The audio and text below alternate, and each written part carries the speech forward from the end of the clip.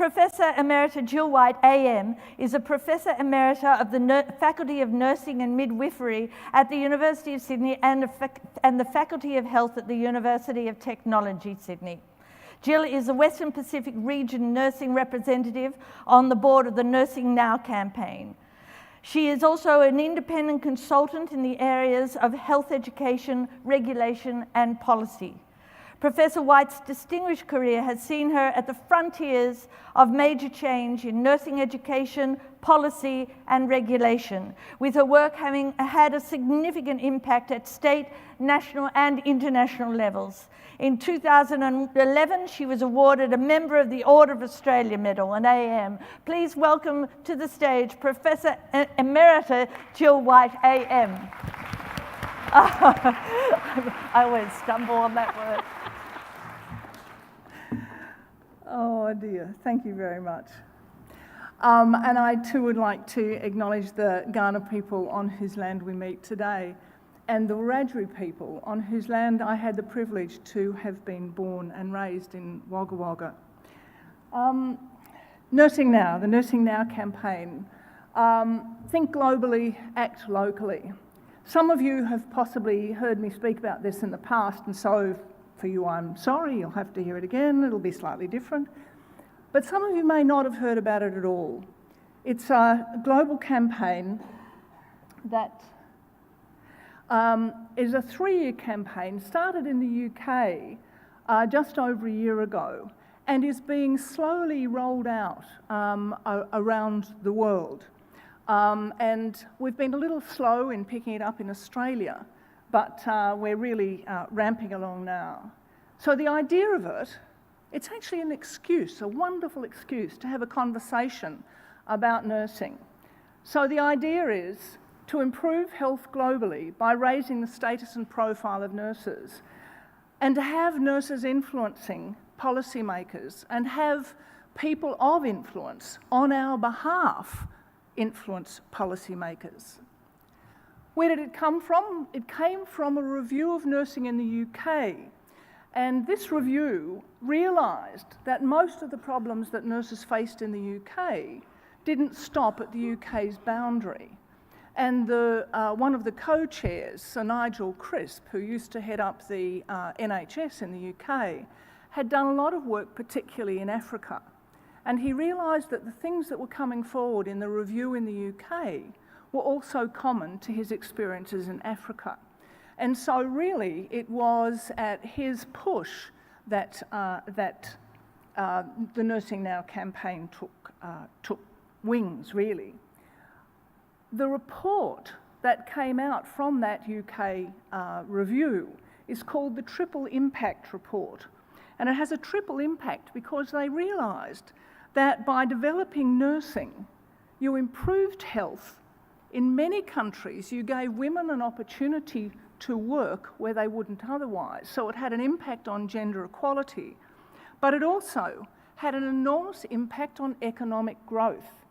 And this is a really key part. Nursing's always been seen as a cost. And all of a sudden, here is a very reputable campaign, a reputable report that is actually saying nursing is an investment for any country because the healthy population is what's required for economic success. And the report actually, I had some wonderful words. It's really worth looking at. It's on the web, freely available. And I just want to run you through some that particularly sort of punch very hard. The report makes the very simple point that universal health coverage can't possibly be achieved without strengthening nursing globally. And it goes on and talks about the fact that we need to make sure that nursing's contribution is properly understood and that nurses are enabled to work to their full potential, something that we've heard in this conference over and over again. But here you have a piece of evidence-based report from the UK that's backing up those statements. But it goes on to do something else that not many reports have done before. And that's to say that nurses can't do this by themselves, by ourselves. That politicians and non-nurses, non-nursing health leaders and others must work with nurses to create the radical change that's required to have nurses to be able to meet their potential and to be enabled to do so. So, the Triple Impact Report, and I'm not going to read these out for you, you can have a look at those, run down those, because none of those will be a surprise to you, but they are a surprise to the general public. These are the sorts of things that we absolutely have to do. And the report, as I say, is completely evidence-based. So, Nigel Crisp and his co-convener of the Triple Impact Review, Baroness Watkins, who is a nurse, decided that these recommendations were so potent and so important to healthcare globally that they'd invest the next 3 years of their life trying to make a difference. And so they set up the campaign that they called Nursing Now. And they put together a board that is representative of each of the WHO, World Health Organization regions, and they put a nurse from each of those regions and a very influential non-nurse from each of those regions onto the board. But they did more than that. They partnered with the International Council of Nurses and they partnered with the World Health Organization. They also managed to get the Duchess of Cambridge to be the patron, and you can see Kate there. And you may have seen, as the anniversary of this launch came up just a few weeks ago, that the Duchess of Cambridge came out again and talked about the commitment that she has to raising the voice and the status of nurses. So really the goals of the Nursing Now campaign are the goals of the Triple Impact Report, that they are about a greater investment in education and in development, professional development of nurses, in taking away the barriers that prevent us from working to our full scope of practice, to improve the dissemination and understanding of the evidence base that we do have, and it is absolutely substantial, and I'll allow you to, encourage you to read those others. So they're the goals that we want to be able to have evidence for having met by the end of 2020. It's a short period of time, but sometimes when you start a campaign, you don't want it to have going out 10 years. You want something that's, that can engage people and have them make a relatively short-term commitment. So what on earth's this got to do with you? Why do you care? Well, when we look at the Nursing Now campaign and we summarise the sorts of things that the Nursing Now campaign is about, and this is just really using different words for the long sentences we had in the last slide, they look remarkably familiar to you, I'm sure. Because when you look at the research that's come out from the research by Liz Halcombe and her friends, her colleagues at the University of Wollongong, and you look at your workforce survey that we've heard a lot about, you see that there is absolute compatibility between the things you're trying to do and the things globally that the Nursing Now campaign is trying to do. And the Nursing Now campaign can give you some leverage to try and get some of the conversations going about these particular issues. Now, I'm not lacking in cynicism. There have been a lot of reports in the past, and they haven't gone very far. And so, we had the one in the UK back in 2010, fantastic report, still available on the website, says all the right things. What happened to it? Well, there was a change of government, and the new government didn't want to know a thing about it, so it got put on the dusty shelf. The next one was the United States, but it was a really hospital-focused one, which is not surprising, given the interest particularly there. A really interesting one was one that came from Canada, and again, 2011. And this was following a national campaign, a national review led by an ex-parliamentarian, a judge beyond reproach, and she did town hall meetings right around the country. And if you want to see a primary health care document, that's it. And again, it's still on the website, and you might want to have a look at it because it's got some good words in it. But where did it go to? What happened to it?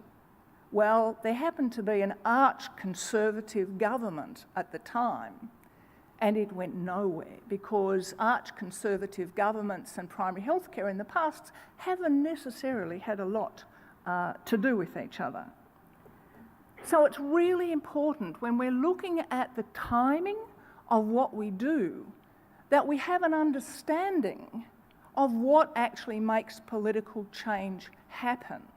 And many of you might be familiar with Kingdon's work. It's now quite old, but it's fantastic. It's very clever. He mixes his metaphors in a way that I have trouble with, but anyway, that's all right. He talks about streams and then they end up going through windows. I haven't seen streams go through windows myself, but anyway. And what he talks about is that you have to have a problem that's identified and in words that people understand. You have to have a policy. You have to have the evidence, but there also has to be the political moment.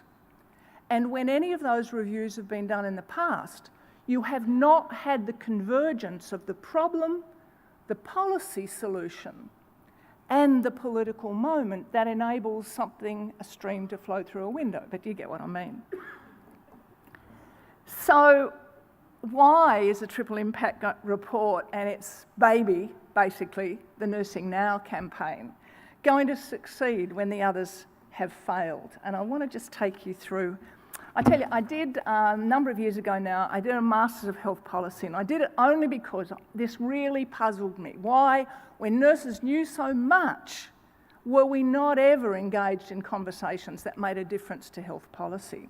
So I took myself off and in my spare time did a Master of Health Policy, and if I did nothing else, if nothing else happened in that time, the gift of this little policy triangle is the thing that I carry with me. So my apologies if you've heard me carry on about the policy triangle in the past. But it really made me understand something really important, and that is that nurses, when we think we know a lot, we know a lot, we think change should happen. So we know content, but we're not so good on context, we're not so good on understanding political change process, and we're not all that good from working out all of the actors that are engaged and what are the things that light them up and what are the things that they're going to go to the barricades trying to fight. And they are all part of making a change. So why is it that the Nursing Now campaign has got this little moment that we can all be part of and can make a difference? Well, one of them is that we've got a lot of evidence now. Globally, nursing has more evidence than it's had ever in the past. You have a lot of local evidence about primary health care. Linda Aiken, probably more than any other nurse globally, has given us evidence on the effectiveness of nurses in saving lives in surgical context, on ratios. We have the content, and we have the content in a way that can make very potent arguments. But here's something that we also have. We know now quite a lot about context. And these are the sorts of things that you take into account when you're looking at context: situational, structural, cultural, and international. So what happens, where are we in terms of context with Nursing Now? Well, we've had all of the countries sign on through the United Nations to Sustainable Development Goals. Every one of these goals is health related, even though there's only one that's specifically about health. All of the others relate to the work that we do in terms of health. We've also had the United Nations looking at the economic impacts on health we have had a moment where there's, as I said before, a reframing of that idea that healthcare lies at the bottom, at the foundation of economic growth. So we have another way of talking, not just to ministers for health, but ministers of finance and treasury about the investment in their workforce and the health of the workforce. And we have another thing going for us. Tedros Ghebreyesus, this fabulous guy from Africa who gets it, gets us. Having worked in Africa through the time of Ebola, Tedros saw that it was nurses that stopped the major infection. It was nurses who were absolutely the fundamental bulwark to the decimation of whole cultures. And he's now the Director General of the WHO. One of the first things he did when he got there, as you know, was to put in the position of a chief nurse and midwife, and Elizabeth Iro from the Cook Islands reports directly to Tedros. And Tedros knows primary health care is actually the essence of a healthy population. We've just had Astana, and I know that there are people who are here today who went to Kazakhstan for this reaffirmation of the importance of primary health care. But we've got a few other things. Flo, 200 years from her birth in 2020. What a stunning, misunderstood, misrepresented person. She's a fabulous statistician, epidemiologist, policy worker, influencer par excellence. And there's a celebration, a possibility, a moment in time where we get to globally celebrate her 200th birthday in 2020. So again, an excuse for talking about not only what she did, but what we do.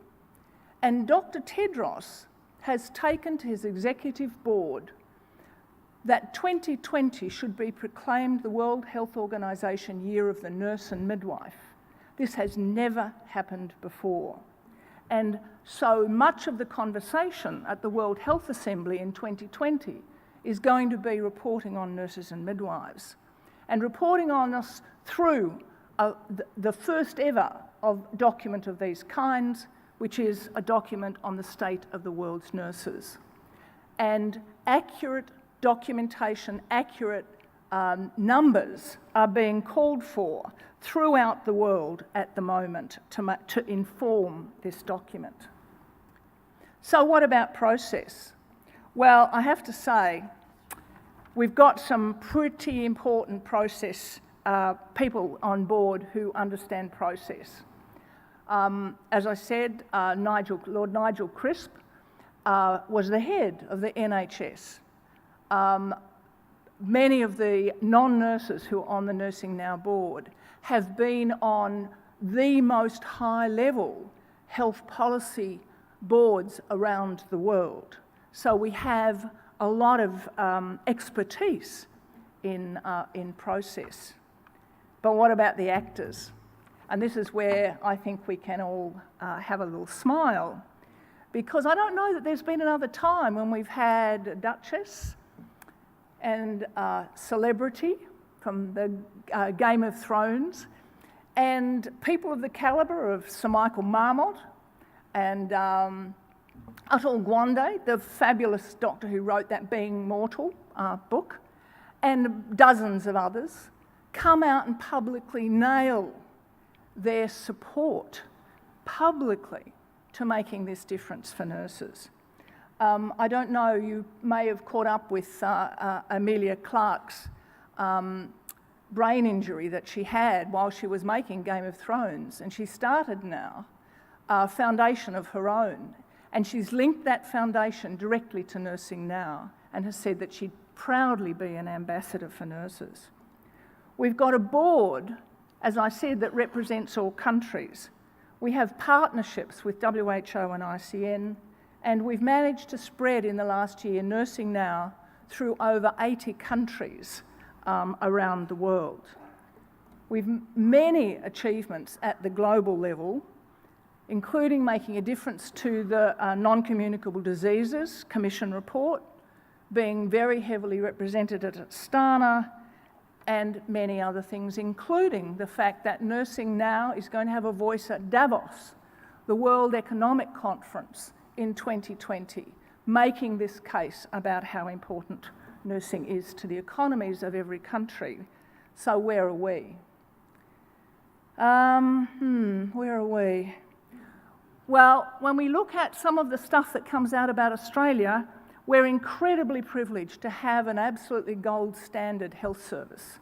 We absolutely do. The next time someone talks to you about efficiency and inefficiency, you can say we're the most efficient. Of the countries that we would compare ourselves with, we are the most efficient. But where are we on access? And where are we on equity? So we have the evidence now to make cases for nurses' input and importance in access and equity. We have some fantastic literature on what makes a difference to access. And that access isn't just about what happens at a system level, it's about what happens with people and how people interpret their ability to access health services. And in almost every one of these areas, there's work that nurses are best placed to do. But we live in a bizarre country. We live in probably, I think, the best country in the world with the worst political system in the world in terms of complexity. We have this domino thing where no one ever gets together in terms of having a common philosophy, apart from a little brief time with Kevin 07, when it did look like we were going to have primary health care and preventative care and Indigenous health care, and we had lots of people writing fabulous papers that still sit there, and we can still use them, but we had the dominoes that started to go. And at that time, and that time was 10 years ago when your birth of your first conference, we had this come out in one of the papers. This an indication of where nurses sit in terms of understanding policy. So the doctors gave the Health and Hospitals Reform Report a 9 out of 10. Nurses, no one heard from. So we've got to do something. And I'm not sure how much has changed until really recently in that regard. But we've got Nursing Now globally, and Nursing Now Australia, which is launching next week on Tuesday. Sir Nigel Crisp's coming to Australia, and we're having a small launch in Sydney, but one that we hope will get a lot of publicity. We've got Dr. Tedros in at WHO, who's utterly and absolutely on our side and gets us. We've got changes in the political system. So whenever there's a change, there's a disruption, there's a time for new thinking, including that idea of the Health Reform Commission, which I think is one of the most exciting things that we could possibly have on our agenda. And certainly in New South Wales and reported around the country was the real fright that the government got with the way the rural people in rural areas responded or didn't respond to what was happening with governments. So rural power is growing and really important in terms of making the case for people who have the least access. We've got, as I said, Nursing Now, a committee here. We're having the launch. We still got many things to do.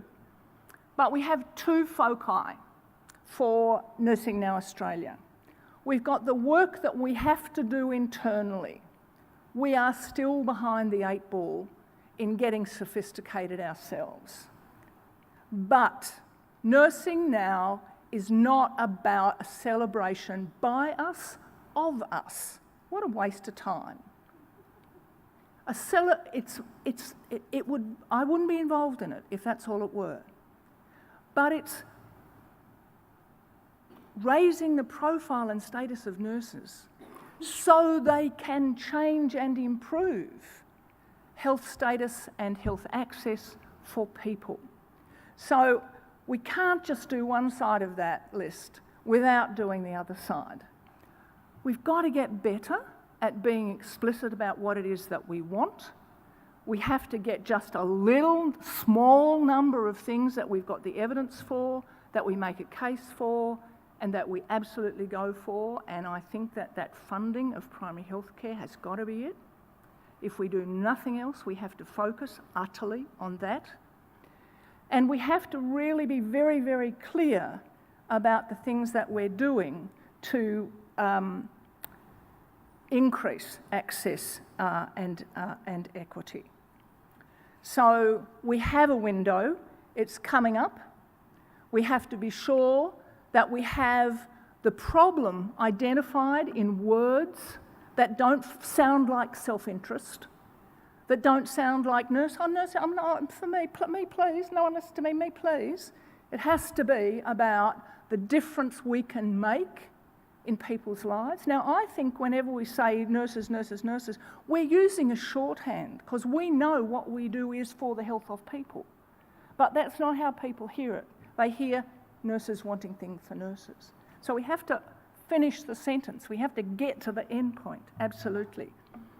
We have to get a better understanding about that policy triangle and know context and know process and absolutely know every one of those actors and get the actors who want the same outcome as we want to be speaking on our behalf. And we have to have the political moment. But really, I think the main thing is that we have to work with patients, consumers, people, whatever you want to call them, communities.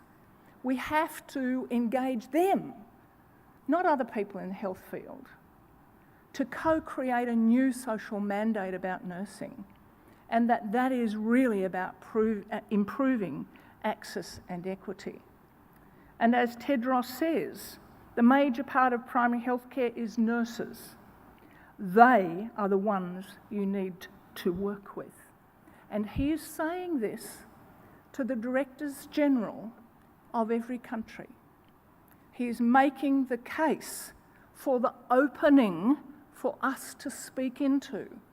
We just have to work out what it is that we want to say and what's the evidence behind that. I can't tell you how thrilled I was to hear about Nurse 2022. I think it's utterly brilliant, so congratulations to you guys. It really is what Nursing Now is wanting people in countries to do. And if Australia does nothing else but Nurse 2022, we will have absolutely achieved an enormous amount. Valued, visible, and respected. You get it. You are closest to the community. You have the philosophy for our time. We can do this. Nursing Now, Australia.